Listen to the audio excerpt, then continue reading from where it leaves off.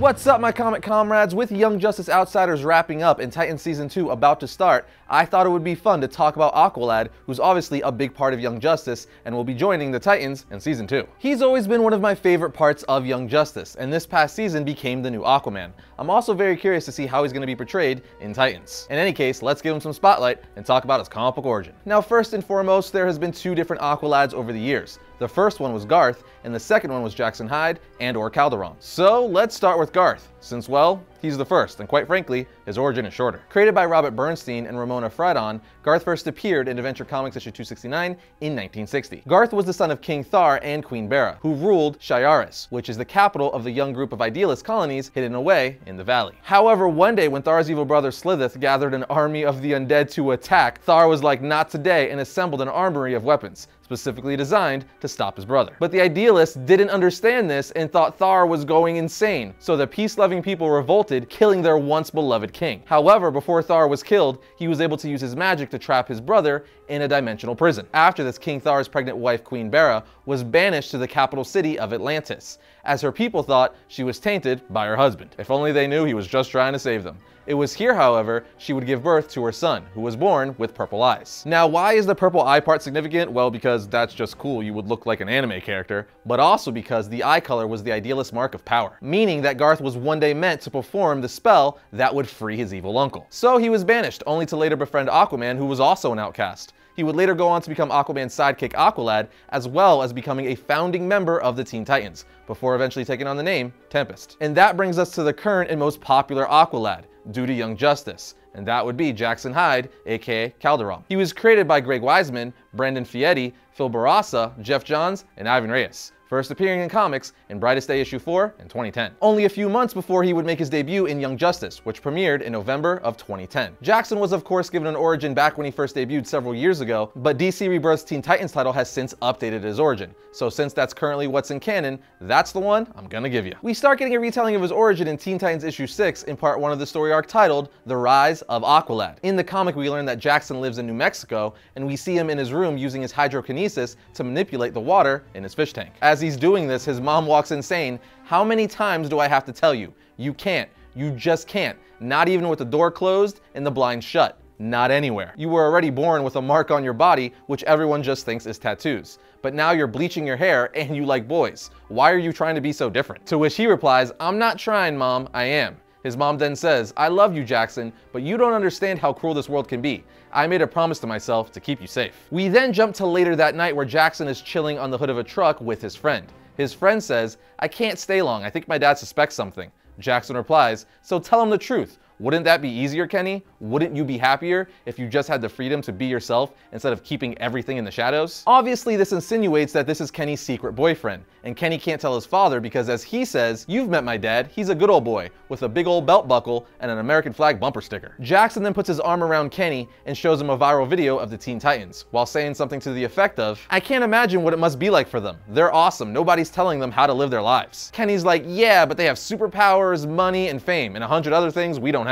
So Jackson decides to show him his powers by opening up a bottle of water and then manipulating it with his hydrokinesis. But it freaks Kenny out and he storms off. After this, Jackson goes home to pack a bag and then throws it in his truck, while saying to himself, "I want to understand why I'm like this, who I really am. But my mother won't tell me anything about my father. I just want to stop hiding and escape this prison and start something new," as he drives to the Teen Titans Tower. And in issue 7, we see Jackson just walk into Teen Titans Tower, where he's greeted by Damian, who's like, "Who the heck are you and how did you get in here? Our security system in this tower should have trapped you a dozen times over." But Jackson just says, "That furry thing let me in," aka Goliath, Damian's pet. Jackson tells him that he came there to find out who he is, and was hoping that they could help him since they're just like him. He continues to say, "I don't know, I came here to, what's the right word? Audition." Damian's like, "Not a chance, kid, go home. There's nothing for you here." After this, the Titans get into a battle with King Shark, a battle in which Jackson helps them win, along with saving Robin from King Shark. So of course, since Jackson saved Robin's life, Robin changes his mind and throws a package at him while saying, "See if this fits. I've been experimenting with a Hydra suit designed for myself. Might be a little tight." Jackson says, "So I could stay?" Damian replies, "It's just a costume. It doesn't mean anything."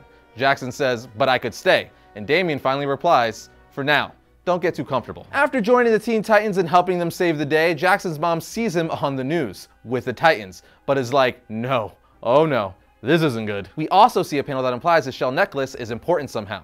Then on the next page, Jackson is being attacked by Ra's al Ghul, but not having full mastery of his powers yet almost drowns Ra's al Ghul, which Damian says, no, don't kill him, detain him, do not kill him. We then learn that this was just a training simulation, which proved that Jackson doesn't have full control of his psyche yet. Damian then says, here, your hydrokinesis is sloppy at best. This bladder unit should help you. Jackson's like, we're not calling it a bladder unit. How about a water bearer? Damian then says, use the hilts to concentrate a hard water blade. I'm sure you can get creative from here. And ideally, you won't need them at all. But for now, they're your crutch. After this, Damian continues to train Jackson, and later on, Jackson met up with his mother, who reveals to him that she too also has the same powers as him. But he's like, you made me feel like a freak all this time? And she said, for the same reason I moved us to the driest corner of the country, to protect you. It's soon after this we learn she's been trying to protect him all these years from his father, who just so happens to be, wait for it, Black Manta. And because Jackson went public with the Teen Titans, Black Manta was able to find him, stab his mother, and kidnap Jackson. This is where we find out what Black Manta wants from his son,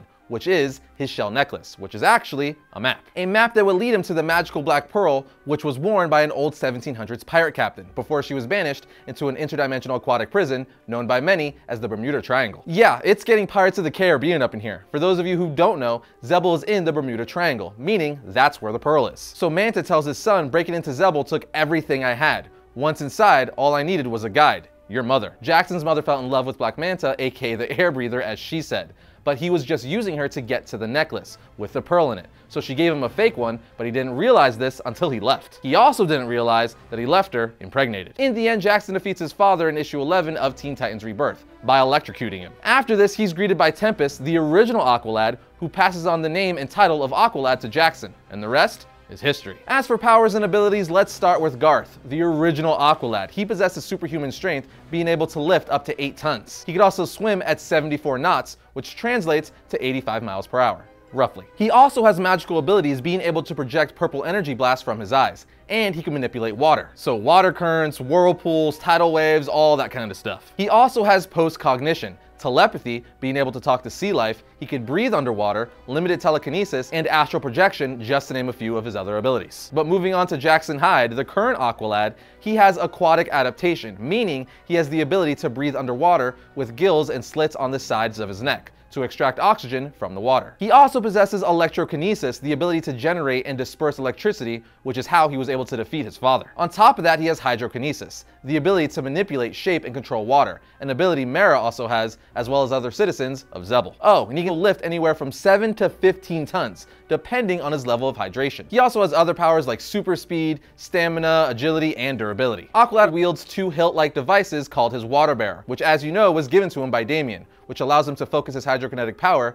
and then quickly and easily form weapons out of water. All in all, I think it's easy to see why he's my favorite Aqualad. As for reading recommendations, I'm going to keep it pretty simple. Check out Adventure Comics 269, the Brightest Day storyline, DC Rebirth's Teen Titans series, and DC Rebirth's Titan series.